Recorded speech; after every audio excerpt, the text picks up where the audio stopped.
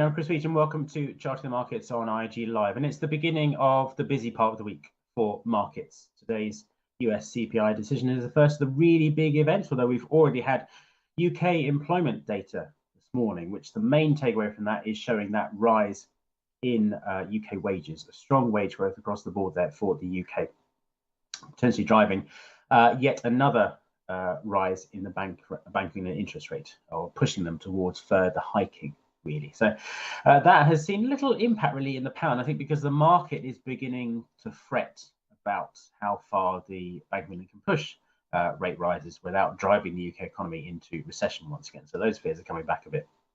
But as I say, it is CPI day for the US. We're expecting price growth to soften for the month of May. And that all really leads up to what we have tomorrow, which is the Fed meeting, with no change expected from Jerome Powell and his committee, although the possibility of a hike does remain distinctly live, although certainly not viewed as the strongest possibility as it was sort of just a few weeks ago. Otherwise, it's been a relatively positive morning for markets across the board, it has to be said. We've seen recovery in indices, particularly in the US and in continental Europe. The Nikkei sits at its highest level since 1990, and even some recovery in the Hang Seng. China, of course, cut some of its short-term interest rates overnight as well, suggesting maybe we'll get some more stimulus coming through from the world's second largest economy, or at least means of supporting the economy, even if not actual stimulus. There is plenty going on this week, but of course it's CPI, Fed, ECB and the Bank of Japan all through the week, so plenty for markets to keep an eye on.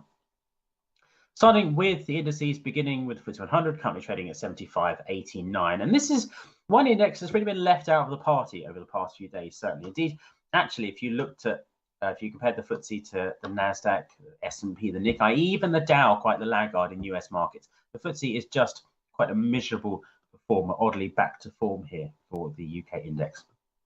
Partly the weakness in commodity prices, because that stronger dollar, you've seen oil prices really unable to hold on to those post-OPEC production cut gains.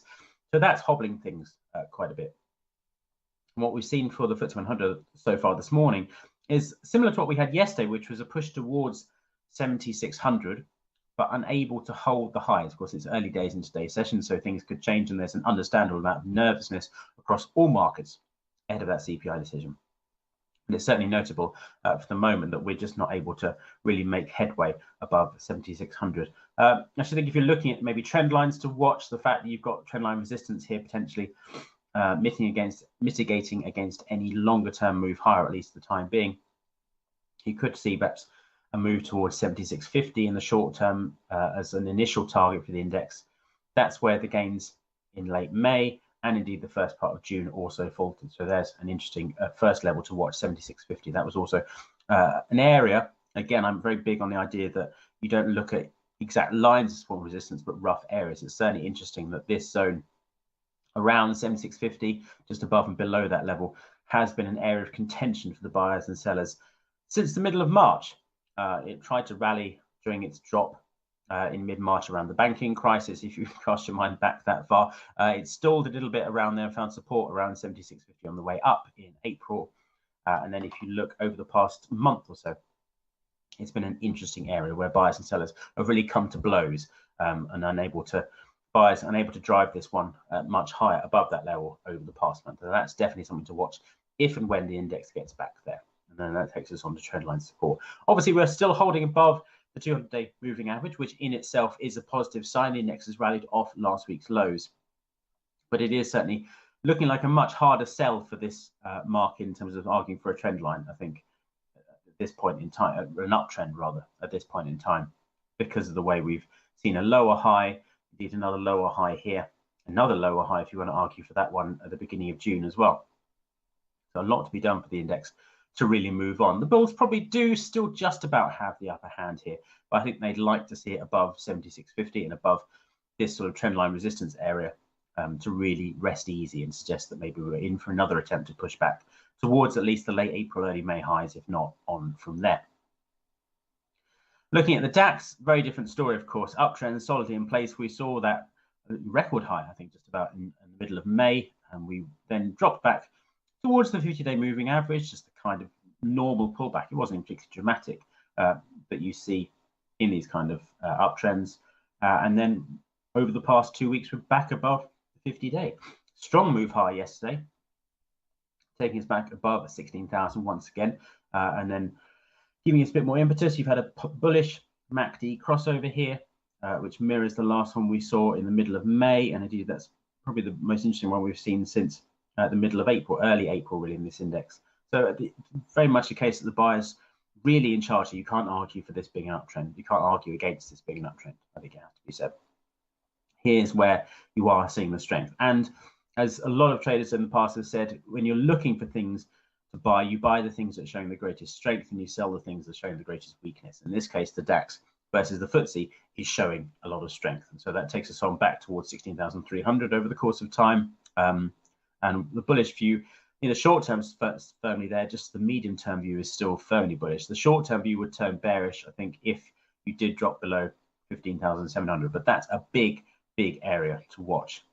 Because if you remember back in April, the index clambered above 15,700, which was the high it reached in March, and then all the way through the month of April into May, it defended this line. Every time it seemed like it was about to dip below it, it then bounced again, and eventually we did find the strength to move above it to that new high in the middle of May. The fact we got back there at the end of the month and then bounced again is another sign. That's your line in the sand. If it goes below that, maybe you have to rethink this in the short term and say the sellers do have control in the short term. But certainly for the moment, while it's above that and above the 50-day, there's no real way of arguing this is particularly bearish. I think uptrend firmly in place. What is interesting to see is the Dow finally picking up a bit of steam after being quite the miserable performer over the year so far. It's not a year high like it is for like the S&P is, like the Nasdaq is. Certainly tech stocks are driving this, and this is because Dow, being a market cap weighted index, it's got less of a strong weighting in tech, so that hasn't been the driver as it has for the S&P and obviously for the Nasdaq 100. Nonetheless, we're starting to see signs of strength in other sectors, which has given the Dow some strength to move higher. We're back above 34,000 for the first time, and if we're looking at areas where the buyers and sellers have really fought this one out, there's quite a lot to come here, because we're entering what you might call this really, I suppose, hot zone of battle between buyers and sellers. Since the end of November, when the index first got back to 34,500, pushes into this area have really been a problem.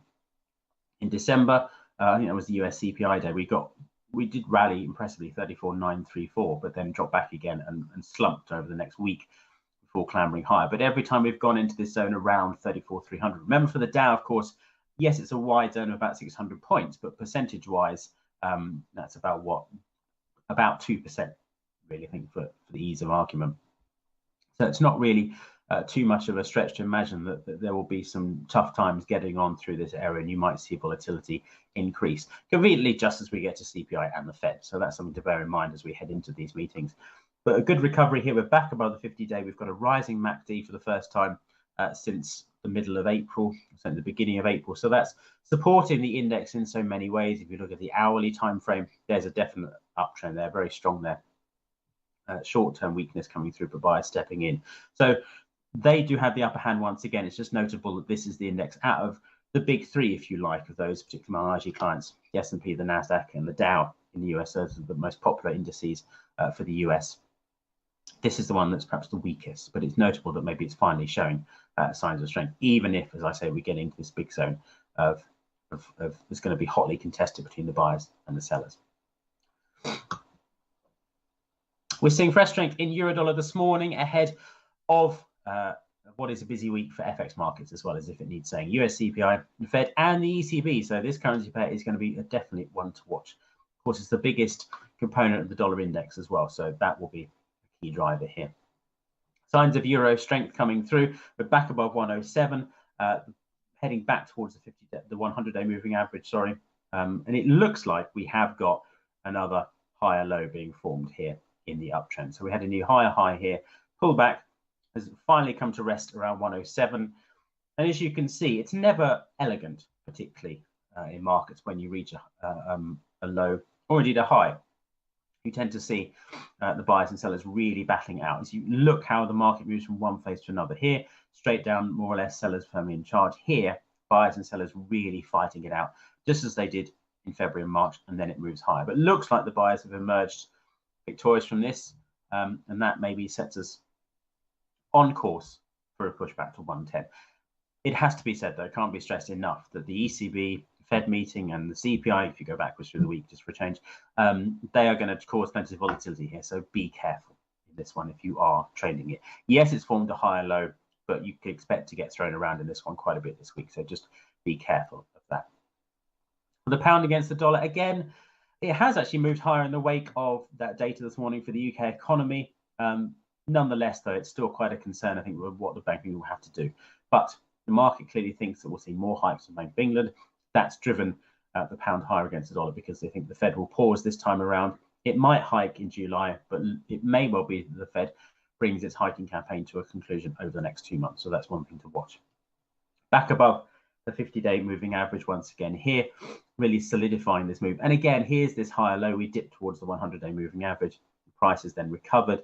Again, it was quite volatile in this area around 124, but the buyers once again have wrested control. And that puts us on course to hit 126.70, the highest levels here since the middle of May. So firm uptrend here. If we see a higher high above 127, that gives additional strength to this market in what is already a very impressive take over the course of the past sort of 6 months. The market doing a lot to rally here, and looks like there's more ahead. It's BOJ week as well, so these currency pairs are all in focus. And there we've got dollar strength because while the Fed is also pausing its hiking campaign, BOJ certainly doesn't look in any rush to do anything on the monetary policy front. No surprise there, really. But again, after this dip back from 141, it's broken trend line support in the short term, but that was very steep, really. So that was not surprising. It looks like we've found some support around 139. So for the sellers, we'd need to go back below that to suggest that perhaps we are going to make a deeper push towards the 200-day or the 50, or maybe even down towards the 100 and nearer to trend line support from the January low. But again, new higher high here, buyers still firmly in charge. So if the Fed does anything slightly more hawkish, you could expect this one to surge. I wouldn't be surprised, really, back to 141 and potentially higher. And then finally, commodity markets. Gold doing its best to hold up despite some strengthening of the US dollar over the last couple of days. But again, here's an example of an uptrend apparently in the midst of reasserting itself, really, because you saw gold at this high above 2050 at the beginning of May. Then came the almost inevitable pullback. Now, the problem with pullbacks and uptrends and rallies and downtrends is that you don't know when they're going to arrive. You just know they will. You just have to be prepared for them. And it's a fair bet that when we saw the frenzy about people talking about gold surging to this high at the beginning of May, that some pullback was due, and it duly arrived less than a day later. Took us back down to 1940, but it has, by the looks of it, resulted in a low being formed. Buyers have sort of said, this far and no further, here's 1940, now we think it's time for the price to move higher once again. So that's definitely something to watch. Initial target, 1980, 1985, because that's where gains have stalled since the middle of May. So if we can get back above there, we get further conclusive proof, really, that this price has now stabilized and is moving higher. And you can see really there are quite a lot of hurdles for gold in the short term. If you look at this hourly chart, here's your big one around 1985. That's a real thing to watch in terms of resistance. And also a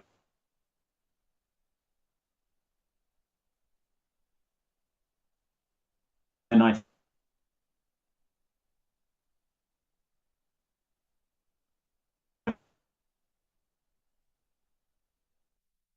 2 or 3 days, trying to hold around 67, but really the seller's firmly in control here, and we could be off down towards $65, back down towards those lows from March and into May. But no sign really that this downtrend has reversed either. So it's definitely the case that buyers appear to be waiting for some decent rallies.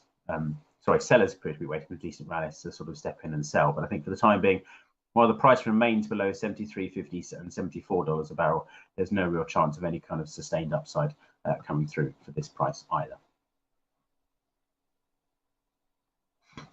So looking at the rest of the day, it's US CPI 130 UK time. Are expecting both month-on-month and year-on-year price growth to have slowed, at least on the headline levels. We'll look at core CPI as well, so do watch out for those numbers.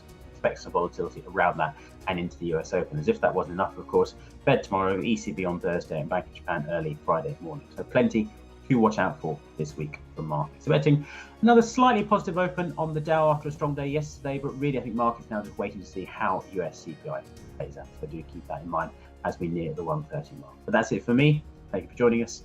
We'll be back as normal tomorrow at 10:30.